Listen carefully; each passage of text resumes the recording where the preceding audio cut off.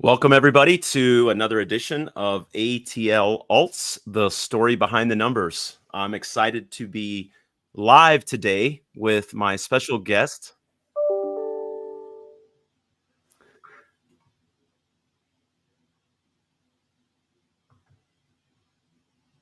So Mike Dowdall, Chief Investment Officer of Alternative Fund Advisors out of Chicago. Thank you for joining me today. Thanks, Andres. Good to be here with you.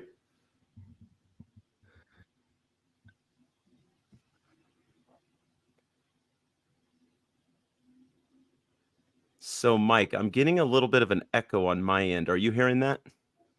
I'm not hearing anything. Okay.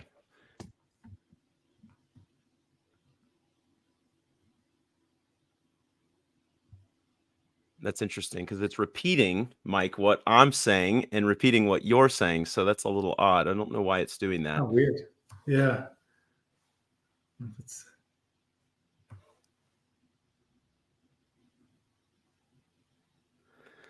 Okay, well, let's talk about private credit. Mike, you're the Chief Investment Officer and Alternative Fund Advisors is the Chicago-based alternative asset manager.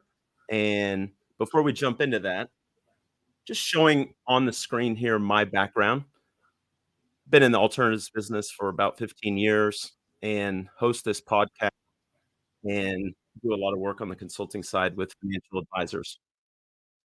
More importantly, my guest, Mike, here's your bio. So what I'd love for you to do is just take a minute and tell our listeners a little bit about your background.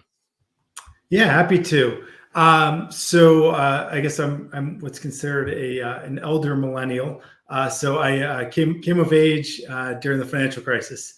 So I actually started in consulting right at the start of the financial crisis. My first job actually out of school was I started in consulting right at the start of the financial crisis. My first job actually out of school was I started in consulting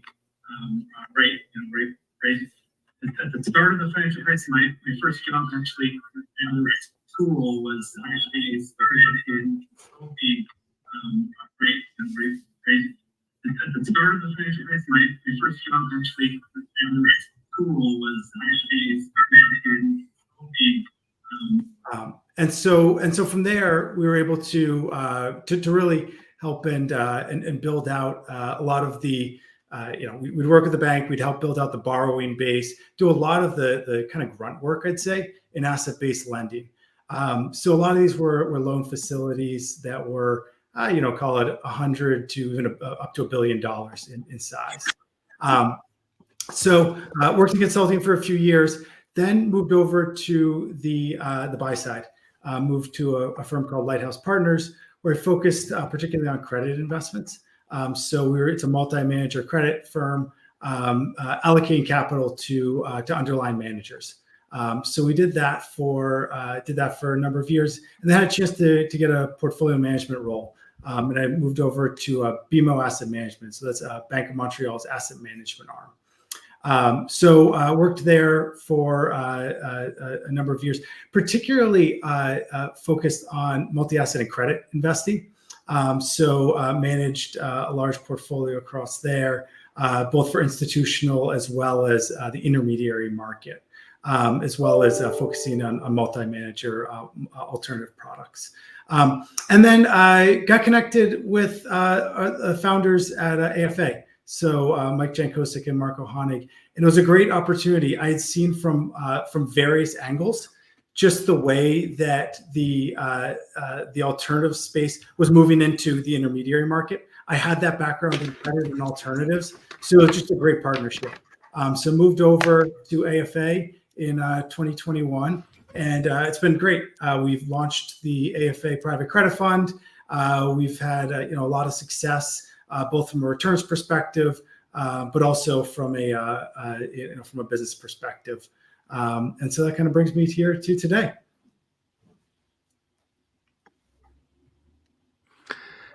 Hey, Mike, I'm having a little bit of audio on my end, so I'm going to go ahead and advance. I appreciate you giving a little bit of background. Um, Maybe what you could do while I'm getting my audio on my end is, would you give a little bit of background about alternative fund advisors? I know that the firm is specialized in supporting financial advisors and creating sub-advised offerings, and without getting too deep into the process of private credit and the specific strategies, give a little overview of the firm. I know you guys have been in the space now 4 or 5 years, so I'd love to give our listeners an opportunity to hear from you about how the firm came together, a little bit about where the team is based, and your background in terms of your decision to join from BMO. From Q here. Can you hear me now? No. Okay. All right. Yes. So Alternative Fund Advisors was started in 2020. So it was originally started as a. I just want to make sure. Okay. So it was started originally in 2020. So founded by Marco Honig and Mike Jankosik. And so Marco was kind of the founder and ran the AQR mutual funds. And so he really saw from the start, really how alternatives really worked within the intermediary channel and private wealth. And so, he did that for a number of years. And the big trend that he and Mike both saw was that alternatives started really as what we call liquid alts. So it's taking more like, your market neutral equity or your futures based strategies, and then transitioning that into a mutual fund wrapper. Right. But then the big change then that was really starting to occur a little bit before the pandemic, I'd say, is these structures like interval funds, privately traded BDCs, were really starting to take off, because that really brought what I consider to be, your illiquid, I hesitate to say true alternatives, but your illiquid, more classic private markets. Exactly. Yeah. So it's really bringing that into the intermediary and advisor space.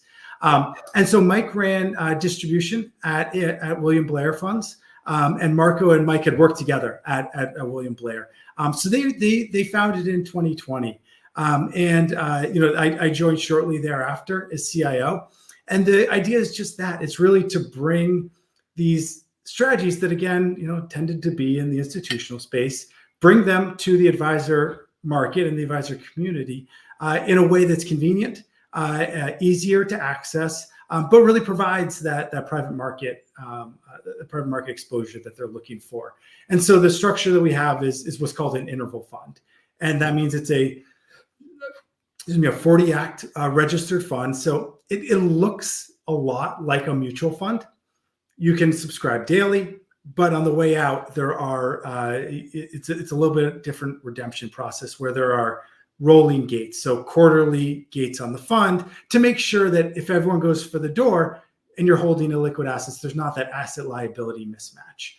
So that's really the way that it's designed, and that's what we've been doing is really bringing those, what we consider to be the true alternatives, true private credit, focused again on these areas that are really tough to access, like smaller loan balance, asset-based lending, to the advisor market.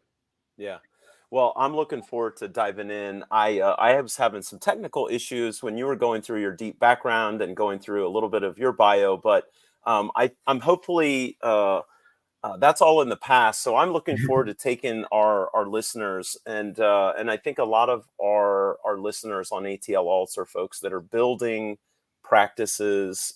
They're looking for education around alternative investments. They're looking for information around private markets, and they have an entrepreneurial business owner kind of DNA. And so one of the things that I seek out in these shows is other folks like yourselves and firms that are also building, that are also in that same frame of mind of providing education, particularly in this highly complex area of alternative investments.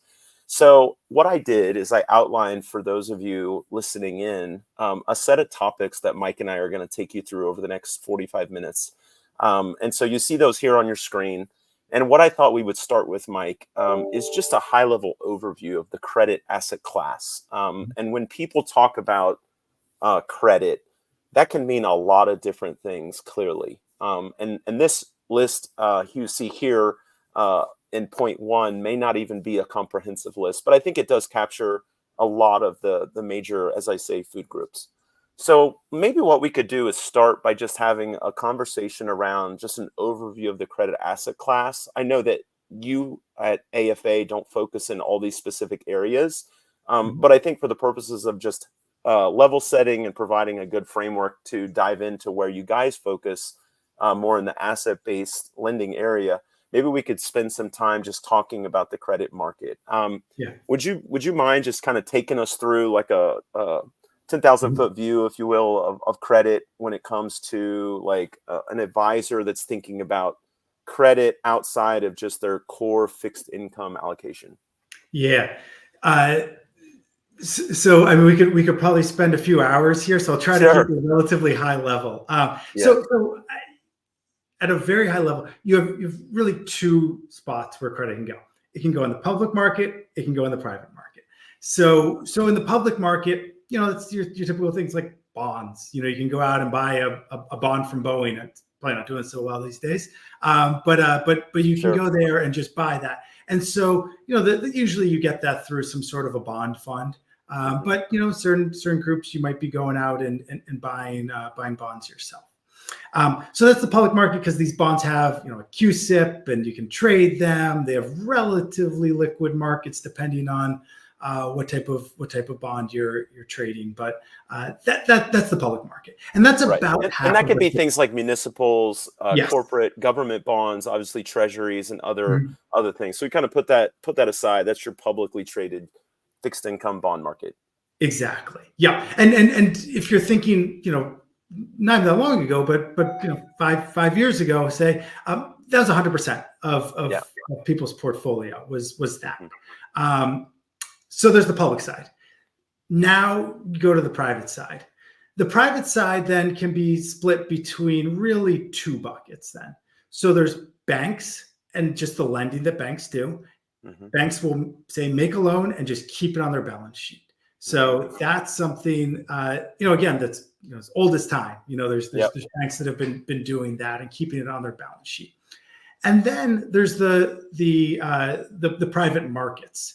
And so these are various investors. So they can be in insurance companies, or they can be specialty finance companies. They can be private debt funds. And these are different entities providing loans into the market that are just outside of the public channel, and it's outside of the bank channel. And what we've seen is that side of the private credit markets or private debt markets, whatever you want to call them, people use those relatively interchangeably. Sure, interchangeably. That's grown, and so that's an area that has definitely grown. And there's a few reasons for that that we usually point to. So there's deregulation, there's just a growth in the AUM of the space.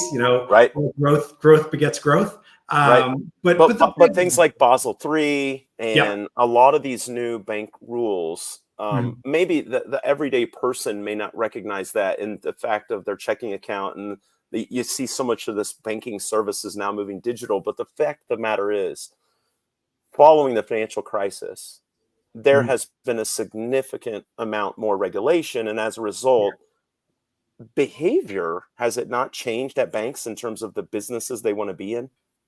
It definitely has. So they're under just a lot of stress, and not necessarily they're all going under stress, but just in terms of what they can do. So what you've seen is, there used to be prop desks. Those really don't exist anymore in the form they used to, because that's Dodd-Frank. Then you've got Basel III, and then the various Basels that we've had, well, each one has made the risk charge on any sort of loan that has any sort of different features than what might be standard, has made that risk charge go up. So it means they have to reserve more. When banks have to reserve more against the loan, it decreases the return on equity. And so from that standpoint, the banks have just moved out of a lot of these channels. The other thing as well is there's this knock-on effect of regulation as well, but it makes it just harder to run a bank. So a lot of the smaller banks that are out there have just decided to consolidate. And it might be just they consolidate within their region or even their municipality. They could just do something like that, but they consolidate. And so the number of banks has decreased markedly over the last 30 years. And as the number of banks decreases, that also means the banks that remain tend to focus on larger loans. So it's really created this pressure where a lot of smaller borrowers are getting squeezed. They used to have their smaller banks that they worked with. A lot of those banks have just decided to focus on larger borrowers. Yeah. And then as a result, you talked about the large syndicated loan market. That's where I started my career, and there were trading desks for loans, and things called CLOs would buy these leveraged loans. That still takes place, but a lot of these larger syndicated loans are moving away from large banks, and they're moving to what we're calling, and what we're going to discuss here today, private credit. Yes. And this direct lending asset class, some of our advisors and listeners may be familiar with direct lending. That is just one sleeve now of a much broader set of credit opportunities that you can now access. Yeah. For all intents and purposes. Exactly. Yeah. It's interesting you bring that up, like on the direct lending side, because what we've seen, and there's been, I think, more and more written about it recently, is so there's the syndicated loan market, and people know that, they go into CLOs, or a lot of these like floating rate mutual funds are out there. A lot of that is syndicated bank loans, and what they are usually, a lot of times for those types of that type of exposure, is that it's these they're loans that usually finance private equity. Is really what it is. So for various reasons, usually because the businesses are relatively levered, banks don't want to hold it so much on their balance sheet. It goes into the private markets. Historically, that stayed in that syndicated loan market. Now you've got private credit, and you have essentially this pendulum that keeps swinging over the last couple of years between private credit or direct lending specifically. Direct lending. Yeah, direct lending and the broadly syndicated loan market. When borrowers can get cheaper financing in the broadly syndicated loan market, they go there. When they get cheaper in the direct lending market, they go there. And so what we saw in 2022, if you recall, as lending markets started to seize up a little bit, private credit came in and started really taking a lot of those borrowers. What you saw in 2023 and the start of 2024 is the opposite. Broadly syndicated loan markets have started to tighten, and now they're taking back some of those borrowers. That's right. Yeah, the banks want to bank those big companies. Yeah. But I think there's no denying that what's happened in credit is it's created options for asset managers to step in and think about ways that they can participate. And participate may mean create an interval fund. It could mean a private fund, but in your all's case, you chose the interval fund route, which is a registered offering.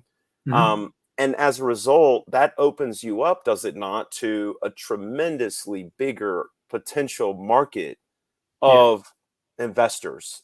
Yes. Can you talk a little bit about, before we get into, structure and the vehicle, but can you just talk a little bit about that? That is a big shift, right? Like 10 years ago, if you said direct lending, you were probably talking about a private fund. Maybe you were talking about a non-traded BDC or a business development company. But today, when you say private credit, it could mean, well, what type of wrapper are you choosing? What's the vehicle? Maybe you could talk a little bit about that evolution. Yeah, it definitely has been. So to your point, Andre, so it was basically 10 years ago, it was you'd raise a drawdown fund, which is essentially a private equity style fund where you say, I'm going to commit $10 million. The fund then calls in your capital as they have investments.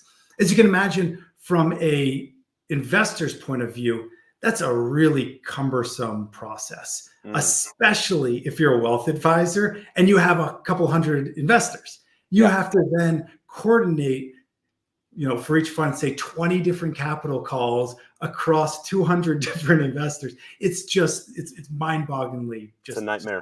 Tough to do. So that was where most of private credit sat, was in this clunky private equity style drawdown fund. Drawdown vehicle. Yeah. There was BDCs, publicly traded BDCs, privately traded BDCs, and BDCs are business development companies. So they're essentially they're more or less they're funds really that invest just in U.S. based businesses. There's certain parameters around who they can loan to, how much they can loan to them. But it's a structure that's been around for I think it's about 30 years now. Yeah. But it's had various forms of popularity. It's definitely increased in popularity recently. They can be privately or publicly traded BDCs, so just trades on a ticker. You can buy and sell it. The issue that a lot of run into is they trade at discounts or premiums to their net asset value. So think of it like a closed-end fund. So there can be huge swings in price, not necessarily because the assets have done poorly or well, but because the discount or premium has changed a lot. So during, you can look at during the financial crisis, I think the drawdown on BDCs was 50% plus. Right. There's huge changes there. So there's the BDC side. You did start to see more private BDCs, and private BDCs, really the benefit there is that they just trade at NAV. Yeah. The issue though is that there's less liquidity. You can't just sell it immediately. You have to put in redemptions. Yeah. So that's really what you've seen is historically what the options have been. What's come around more recently in popularity are some of these evergreen structures. Now, there can be evergreen in a couple different ways. So number one, there are evergreen private funds. So you can go into a fund, make a subscription to the fund. They might immediately put your money into the fund, or it's maybe a short period. It might take like 3 to 6 months for them to call in your capital, but you're not dealing with the same capital call issues that you have with some of these other these more legacy funds. So that comes in, and then you're in a private fund. You've got your K1s, you're in a partnership, all the usual expectations for a private fund. And then the other option is registered funds. So there are interval funds, and there's what's called tender offer funds as well. And both of those are registered investment companies. So you get 1099 reporting. They're fully covered by the SEC. You can see all their reporting on Edgar if you want to, all that. And could also have different minimum, call it suitability standards relative to the private fund. Is that not true? Good point. Yeah. So the tender offers or the interval funds, they either have no standards, so you don't have to be either an accredited or a qualified purchaser, or more commonly, it's an accredited investor vehicle. So that helps out as well, particularly if you're an advisor, to be able to have more of your clients be able to invest in them. Yeah, I mean, I heard an advisor the other day say, "Well, I've kind of taken the route of building portfolios using ETFs because I can build, portfolios, and all my clients, to your point about scalability and the simplicity of having some models, I can service all my clients. If I go into alternatives, some of my clients only have $500,000 to invest or $250,000 to invest. And the minimums on these private funds sometimes can be $250,000, meaning you're getting one fund." And I said, well, I don't think you've probably looked at the alternative investment space in 10 years, because the minimums also are quite different when you talk about registered funds today versus the private funds of the 90s and the 2000s. Can you talk about that? Yeah, no, that's definitely a change as well. I mean, to your point, Andres, I mean, I'd say standard in most of these funds used to be a minimum of 500,000. And so, and have to be a qualified purchaser. So you have to have 5 million or more in liquid assets. So that is, some funds still have that, but really the market's moved away from that.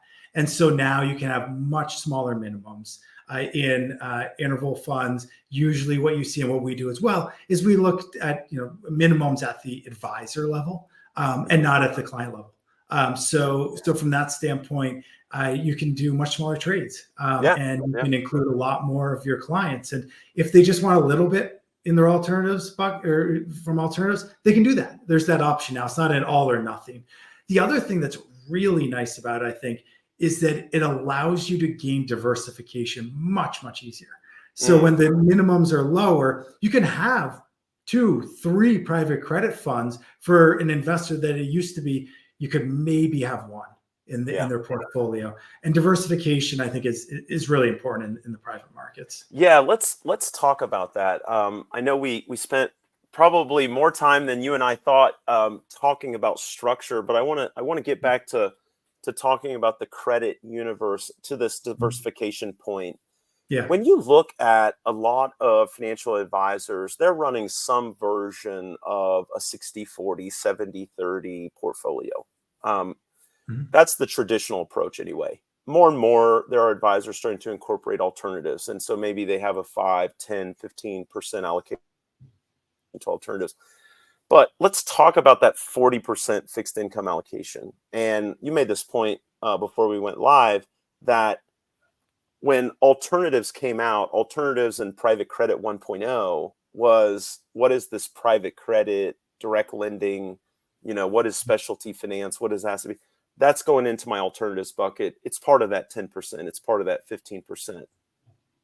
Could you share that shift that you're seeing with financial advisors around this allocation conversation in the context of some of the other strategies that you see here around other strategies that fall within the credit bucket?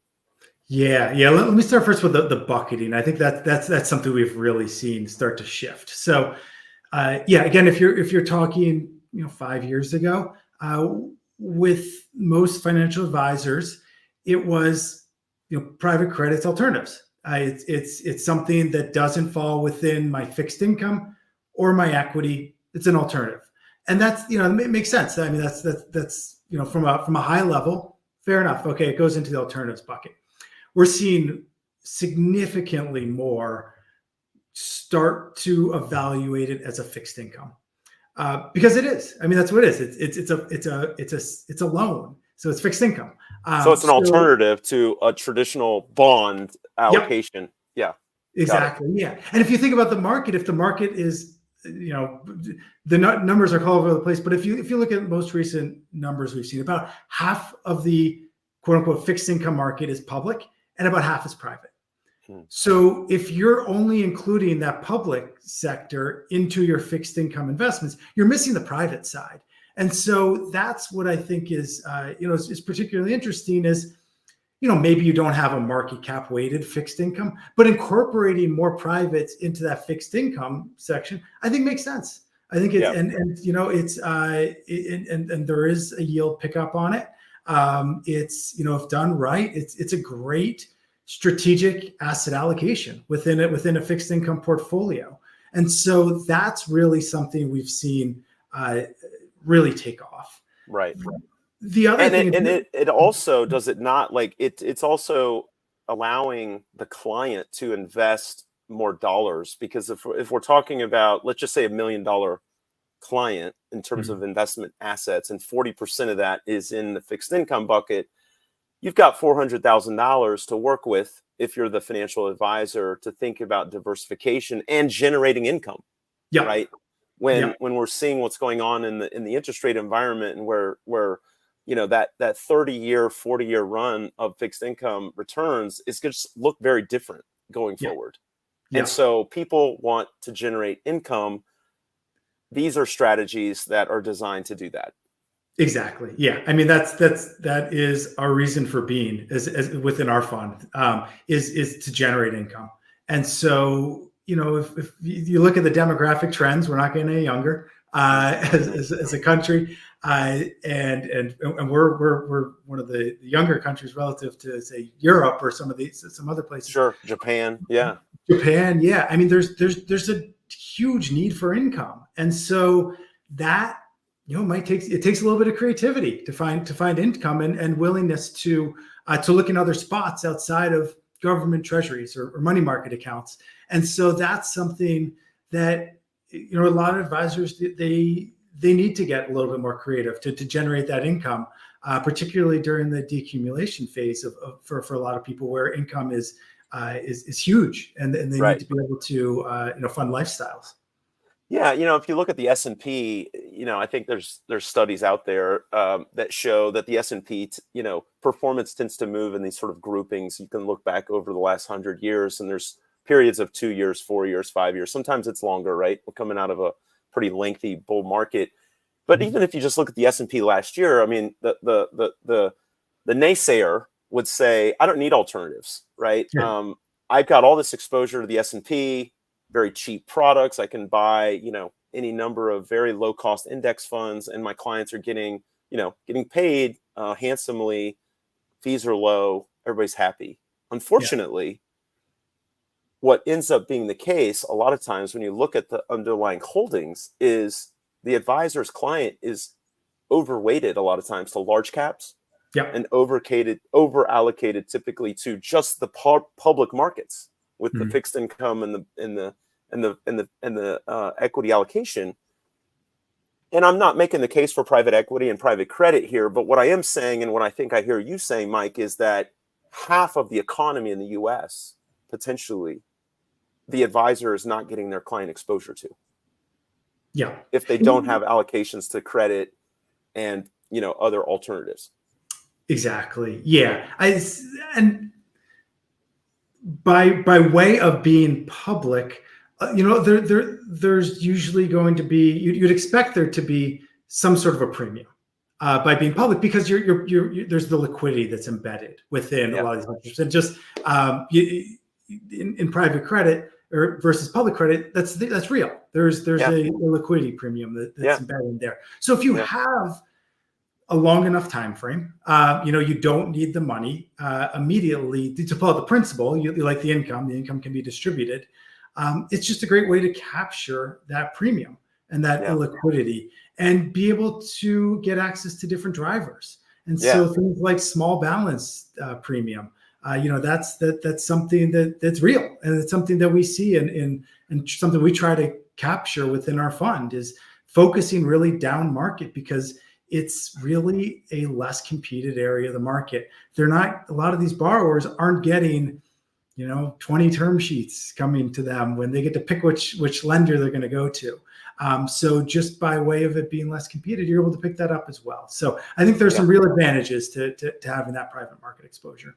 Yeah, let's dive into that. I mean, it's a perfect segue to discuss some of the smaller balance asset-based lending, points D, points E. This is really your all sweet spot, is it not, at AFA? Yeah, exactly. So really, what we do focus on is smaller loan balances. So smaller loans, and that's not tiny loans, but you're looking anywhere from, call it a couple million up to, say, 50 to 75 million. That's really our sweet spot. A lot of those used to sit on banks' balance sheets. So that's really the trend we're trying to ride, is being the one that can step in where banks retreat. And they're retreating not because it's an unattractive area of the market. They're stepping back because they just can't really access it anymore for various regulatory reasons and others. So that small loan size, asset-based lending, we really like, and that's our focus as well. And so really, there's two ways to underwrite. So there's what's called cash flow based loans, and there's asset-based loans. Cash flow based loans, it's pretty, it's what you think. It's basically you're looking at the earnings on a business, and then you are saying, I'm going to lend you money based upon a multiple of those earnings. So say a business makes $5 million a year, you're willing to do a multiple of, say, 5. So you're willing to lend them $25 million. What you're thinking is kind of your out would be, all things terrible happen, I'll get my money back in 5 years from those earnings, or I'll be able to sell to a private equity firm for more than 5 times earnings. That works really well for what we consider to be asset light businesses. So think of that as the standard one to think about is like a software company, like software as a service. What are their assets? IP, I guess, would be the assets there. Maybe they can sell some tables and desks if they run into trouble. But there's not a whole lot of real kind of tangible assets that underlie them. So you really have to feel comfortable, you have to do a cash flow based underwrite on them. Asset-based lending is essentially the opposite. It's, we like to see earnings, and that is part of the underwrite. Is you're usually not gonna lend money to a group that's just losing money hand over fist. But the bigger thing that you're looking at is, what are the assets and what can I lend against, and how can I feel comfortable about that asset should the company falter and maybe fall into default. So a good example of that would be things like lending against inventory. So you could have, say, a retailer. Retailers are not known to have fantastic margins. When all said and done, they've been profitable businesses for millennia, but they tend to have a lot of assets, and their assets being their inventory. And so what you look at is, you don't look at what they're selling their clothes for, say. You look at what they could get in a fire sale. So if they have to, say, put up the going out of business sign and they have to sell their inventory, you're looking at what they're going to get in that scenario. And that's where you're underwriting to. And then you're basing your loan on some value below that. So that's asset-based lending. It's what you typically find is, in the event of default, asset-based loans tend to have better recoveries because it makes sense. The assets are there. Cash flow-based loans, usually when you're defaulting, it's usually because the business really ran into trouble. And if the business ran into trouble, your net income went down. It probably went negative. And so then it's a little bit tougher to sell that business if you've got negative income. It doesn't have a whole lot of assets. So the recoveries just tend to be lower there. I'm going to ask you probably a very basic question, but I think for those that are listening that are less familiar with your firm and how you all approach the private credit and specifically the asset-based lending space, when you say the borrowers, are these your customers, or are you looking for specialist, let's call it fund managers, for lack of a better word, or private credit funds that are originating, let's call it, these underlying relationships, borrowers? How do you guys go about identifying and getting the actual exposure? Yeah, no, great question. So it's the latter. So the way that we do it is, we search the world for what we consider to be the best lenders in the space, and these groups have funds, they have co-investments, various ways to access them. We enter almost exclusively through fund investments, and then they also have co-investment capabilities as well. So that means that they have certain loans that, for various reasons, they'll participate out to other groups, and you can go in and have exposure to that specific loan. And so what we're looking for there is, we want to find groups that are best in class. And so everyone's looking for that. I think everyone does it a little bit differently, and what the criteria are is a little bit different. The first thing we're looking at is sourcing. So how are you able to source these loans and bring them into the fund? And there are various ways to source loans, from brokers, and just essentially things that are brought to you, and then you might bid on it, and there's probably going to be a number of other bidders in there. Sure. Down through groups that are able to source loans through various channels away from competition. That's our preferred way of accessing this market. We love to find groups that have domain expertise, that have large networks within certain industries or asset classes, that know their space as well as anybody else, and that's who we're looking for. So these tend to be specialist managers, and they've been doing it for many years. And because they're able to source off market, essentially, they are able to dictate and drive the terms of the loans that they're doing. So it's they're able to put in the covenants that protect them the best. They're able to set interest rates at what we think are very attractive levels relative to the risk that you're taking on. And they know the assets that they're lending against so well that they have an exit if things should go wrong. So that's something we want to see, as well as groups that have had defaults. Defaults happen. Borrowers, things happen to borrowers. The question is, can you then recover on that default? Right. And that's another thing we want to see as well. Yeah, that workout expertise. Well, this is an area where I know we have some mutual experience, because I spent time at a couple of fintechs and a private credit firm, and so I'm really excited to dive into this. I want to ask you, in the context of asset-based lending and these specialized lending strategies and funds, what are some of the drivers going to sort of point to? And I think it does dovetail into three, but what are some of the drivers of the growth, in addition to the banks pulling back, that you have seen? And I guess another way of asking that is, why are more of these funds out there around the world calling themselves, we're a specialized lender, or we're an asset-based lender to the software space or to the XYZ space? Why are we seeing this proliferation?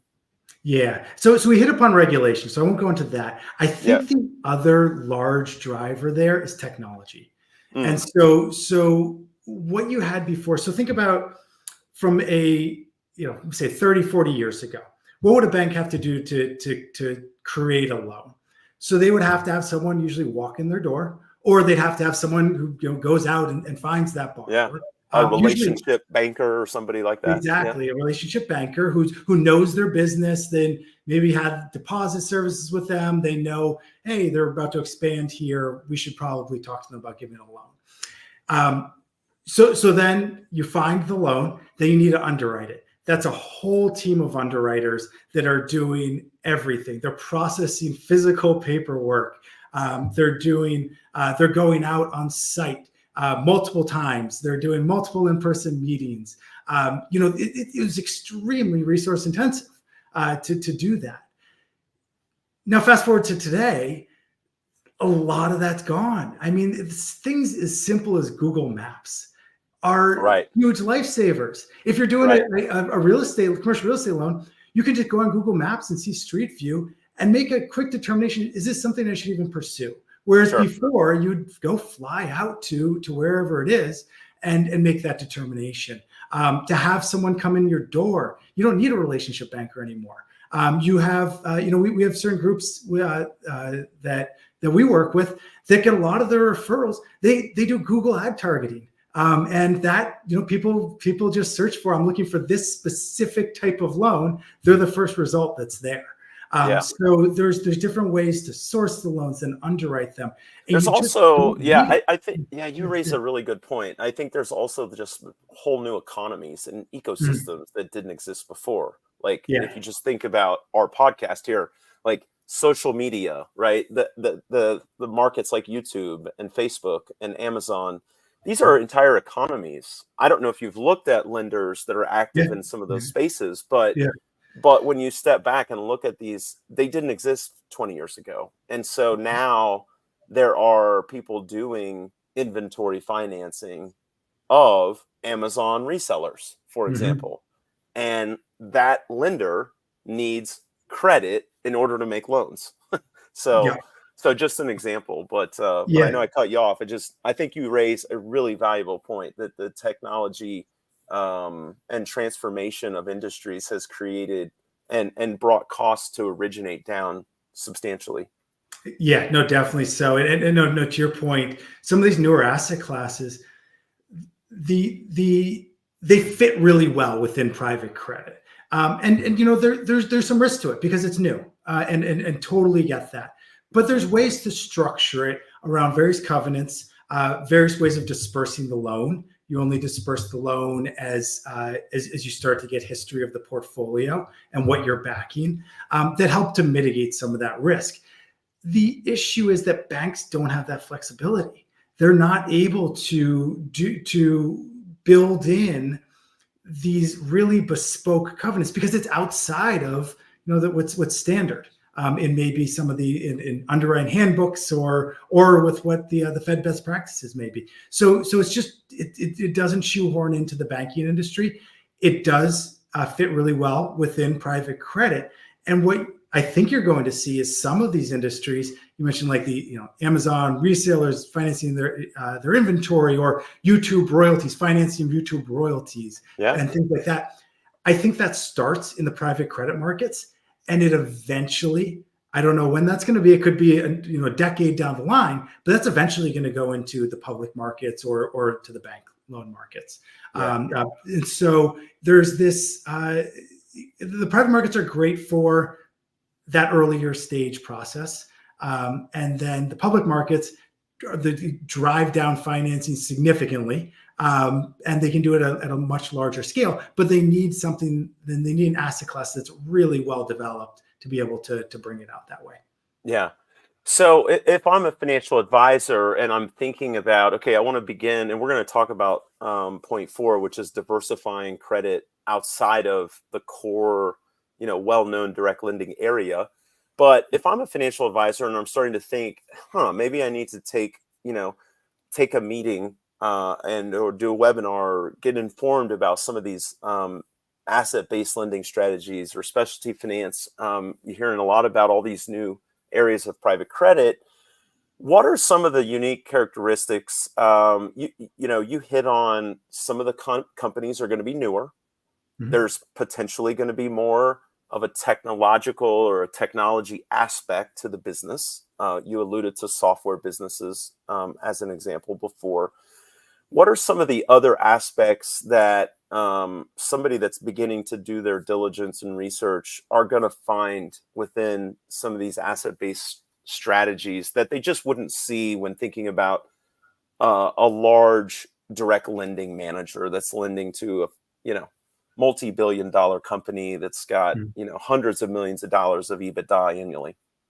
Yeah, I mean, what you're going to see is that the loan structures are much more bespoke, and so you might see certain businesses that might be newer to your point, Andres. But what you're also going to see is that typically when you lend to a newer business, there's going to be a lot of covenants. And there's going to be a heavy structuring around these deals. There might be personal guarantees from the founders, just things like that. So I think someone who's new, I'd say make sure. All the more reason why you want to go with a specialist fund that is right, because of the unique nature. I mean, I'm not selling your fund, but I'm saying one of the things that you find really quickly, having done these loans, which I've done, is a lot of times you're dealing with a team that are not as adept in the capital markets as the lender. And that what that means is they are building a technology solution to make loans at a lower cost.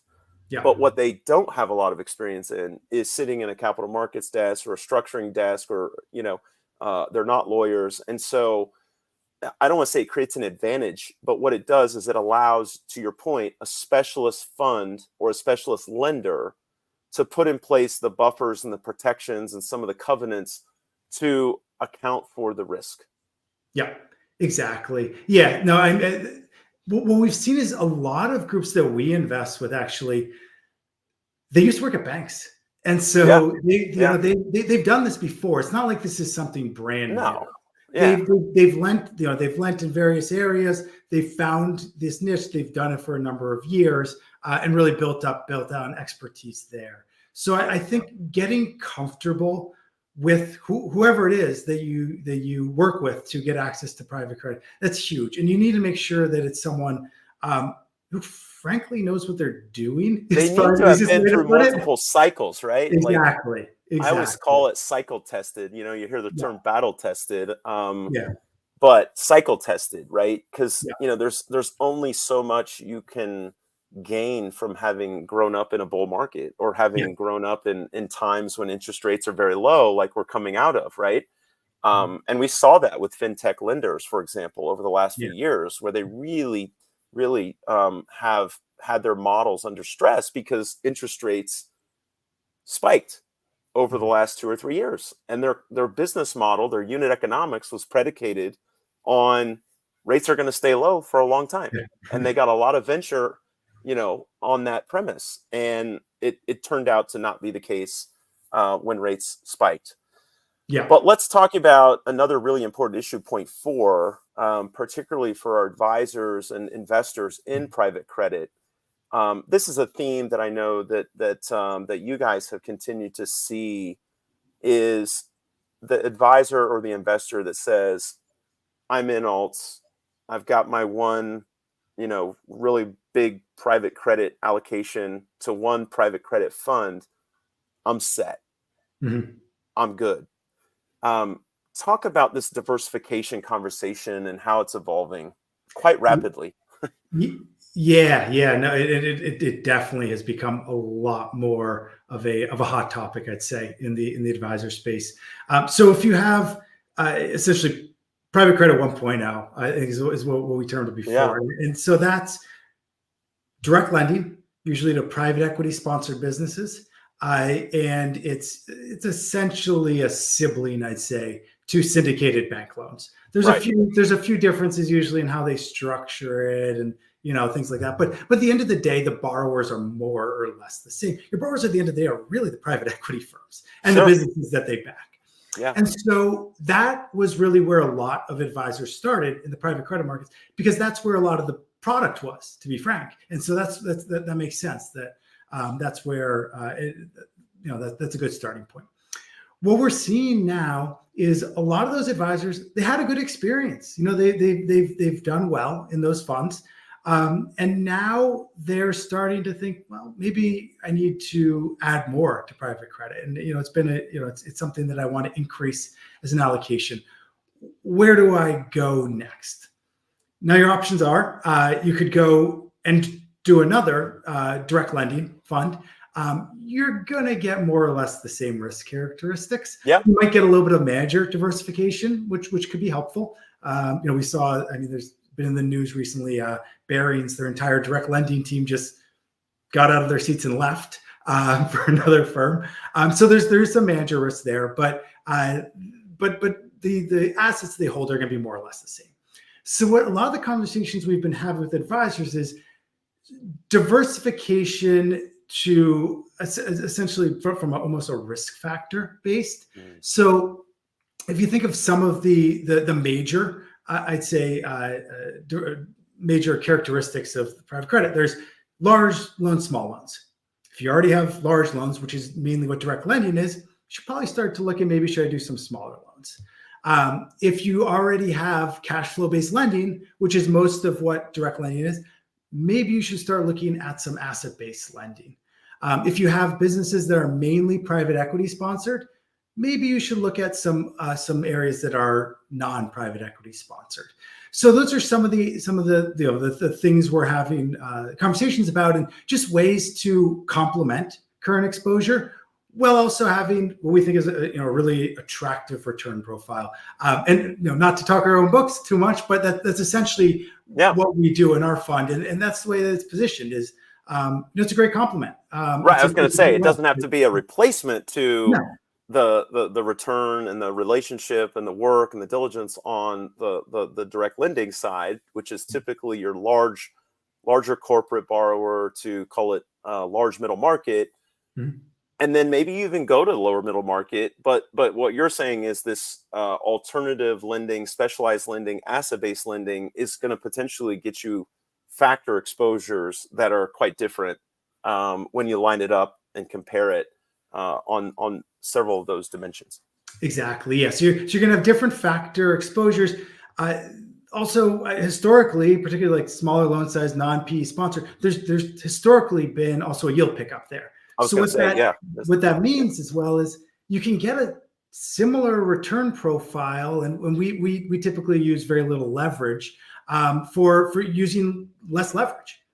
So it's just a way to access that, but and to have a different spin on the way that you approach private credit. Right, and probably gives the advisor that is starting to carve some of that fixed income allocation out and say, I want to start to, not just look at private credit or credit in my alts bucket, right? Mhm. I want to look at it in my fixed income.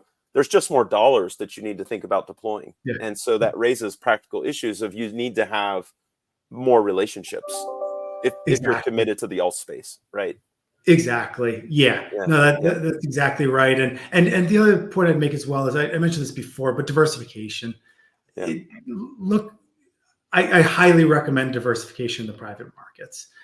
So it's just things can be lumpy at an individual loan level, but when it's spread out amongst hundreds of loans within a portfolio, it's that specific risk is minimal then.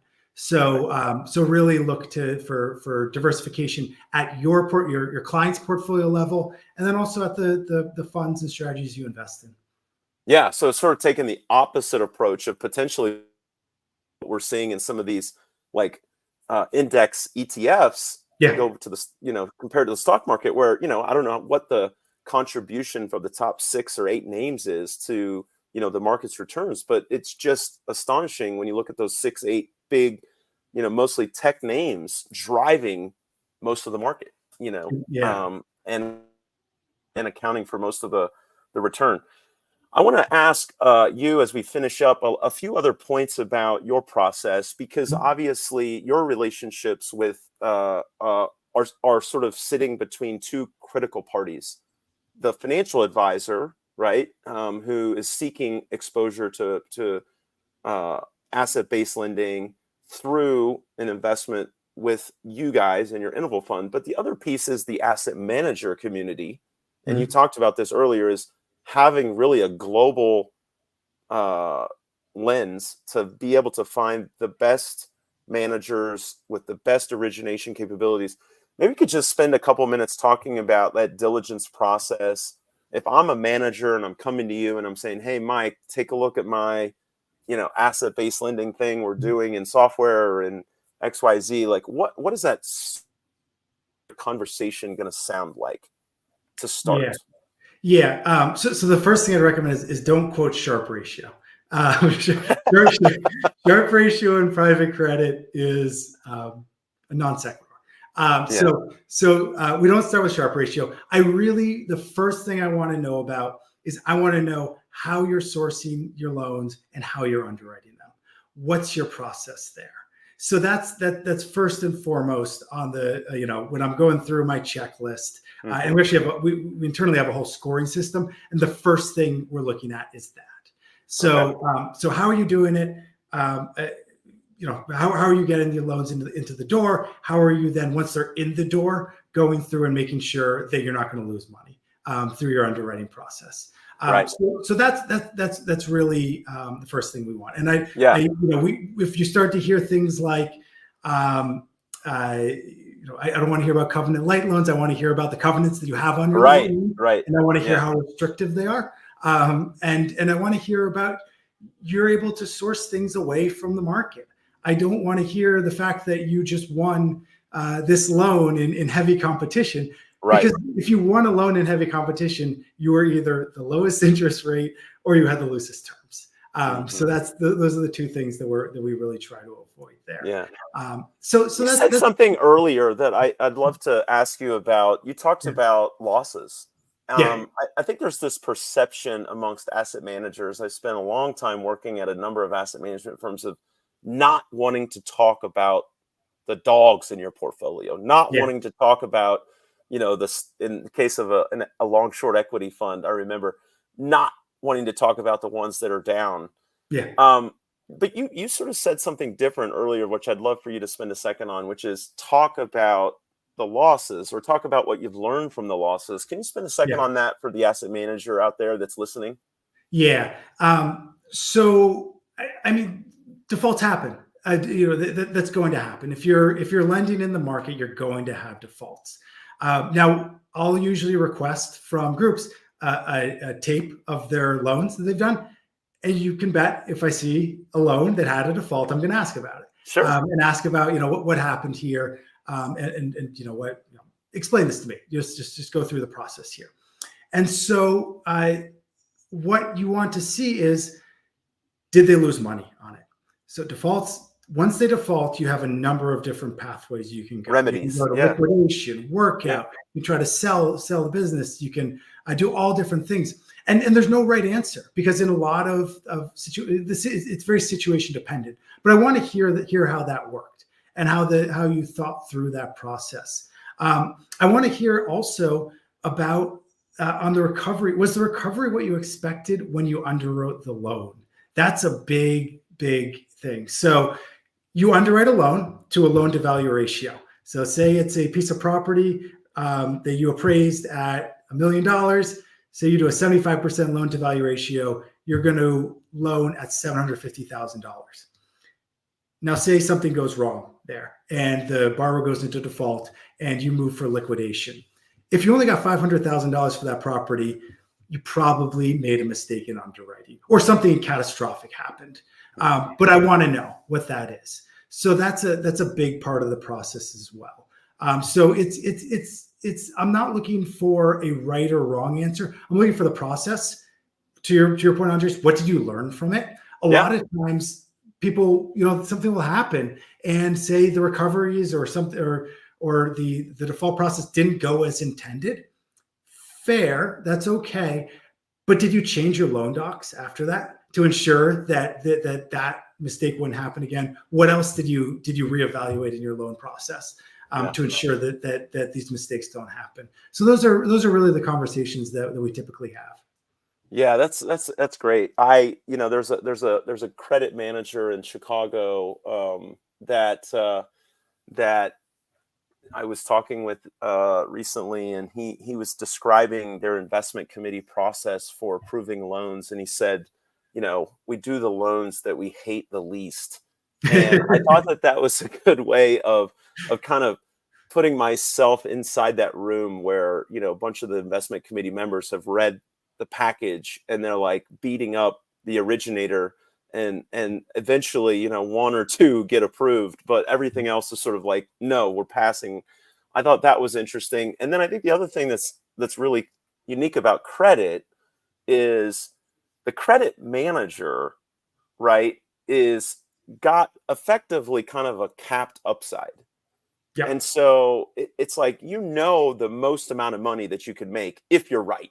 Yeah. And that is a different mindset and a different, it's just, you either kind of grew up in credit and you sort of understand that credit underwriting cap, or you sort of grew up in the equity market and you sort of think about things, how big could this get? How well could this go? Yeah. And those are just different. Like you've either got one or the other. Some people can do both, but I think you kind of get where I'm going. Totally. Yeah. No, it's funny. I was on a call recently with a venture capitalist, and he was saying, I'm a venture capitalist. I'm always an optimist.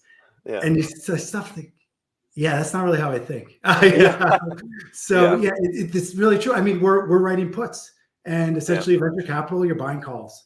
And so from that standpoint, we want to make sure that premium we're getting on those puts is very attractive. Right. Because we've got a lot of downside, and you can add some upside into portfolios through warrants and various other features, but that's not something that we're banking on. That's not, and it's not why the advisors should be investing in your fund, to be quite direct and candid about it. Totally. I think that those are good points to sort of go to our last thought, and that is to, you all have been out in the market now a few years. The fund is gaining more and more clients, gaining more and more traction. And certainly I'm sure there's some lessons learned as you and the team at AFA have gone down this path of launching an interval fund, building the business. And I'm sure there's probably other offerings in the future. But maybe you could talk for a second about just the RIA market. And just the differences between, one RIA and the next. They're all unique. They all have different types of clients that they're serving. Ultimately, they all want to grow. They all want to attract more assets. And then you think about positioning your business, but maybe you could just spend a second for the asset manager that is out there thinking about going after the private wealth channel, going after the RIA market. It is certainly a hot market. Mhm. A lot of people want to get into the private wealth channel. A lot of big asset managers have moved that way and are going to continue to move that way. But that would be the last question I'd love to ask you is like, what have you all learned about that channel and private wealth? And what have you found has worked for you all? Yeah. So the market from the RA side, it's really bifurcated between what is typically called the wirehouses and the independent RAs. The wires are like your Morgan Stanley, your Bank of America, Merrill Lynch, those groups. We don't focus our time there. We focus our time on the independent RAs. So I can speak more on that side of things. And I think there's a few myths that are out there, but maybe one of the biggest ones is that historically it's said that it's maybe a less sophisticated investor base, things like that. I'd actually say that's almost the opposite these days, Yeah. in that a lot of these RAs, they have real deep private markets knowledge and Hmm. experience. And what you've seen is actually a lot of the CIOs or the head of private markets for these RAs used to work at institutional firms. And the institutional side have switched over to the RIA side, or they've been doing it for a while. So it's a sophisticated group of people. They know what they want generally. They know what they're looking for. So you need to be able to speak their language. And so what they're looking to solve issues. They don't have as many slots as institutional investors generally. So institutional investors, you go to your Ontario Teachers, whoever, name your large institutional investor, endowments and foundations. They might have 15, 20 slots for private credit. In some of them, they're usually going to go with the bigger groups, but sometimes they'll just do some with the smaller groups as well. On the RA side, they might have a few slots for private credit, anywhere between one and call it three or four slots is typically standard for what we've seen. So you need to really bring them a differentiated product. And you need to be able to bring it to them in a form that is ideally convenient for them. And so it needs to be in some sort of a fund wrapper that allows them to invest easily with their clients' money. It's tough, like I mentioned before, for private advisors to do drawdown funds. Now, they might be able to do it for their top 20 qualified purchasers, but that is only a portion of their book. If you want to be able to really bring them a solution, you need to put it into some sort of an evergreen structure that makes it easier for them to invest. And that allows them to cascade it across much more of their clients. The last thing I'd say as well is you need to have a good story for your reason for being. And so you have to say, what you're going to bring to their portfolio, why it's differentiated, why their clients need it. And it has to be in a way that it's almost like a game of telephone. So the CIO is the one who's usually going to underwrite you. And then you have the advisors, and then you have the clients. And so you've got these various layers that it's going to go through. So the better you can tell your story in a succinct, impactful way that then is able to get through to the client and allow them to understand why it's in their portfolio, what you do in a easy to understand manner, the better. So really get a tight, strong, impactful, fact sheet or whatever it is to be able to get to them. A story. Wow. That's there it is. Complimentary free advice from our guest Mike Dowdall at AFA on ATLalts. That's a great way to finish. We spent a lot of time going through an overview talking about specialist lenders and asset-based lending. We talked about some of the unique characteristics about why those strategies are growing. I think we spent a healthy amount of time on the topic of diversification and diligence. And I really appreciate you finishing up with how you all think about, segmentation and positioning and some of those, keys. So Mike Dowdall, Chief Investment Officer with Alternative Fund Advisors, I want to thank you for being my guest today on a live edition of ATLalts. Thanks, Andres. Great to be with you. I'll look forward to us catching up again, Mike. All the best to you and the team. Thanks.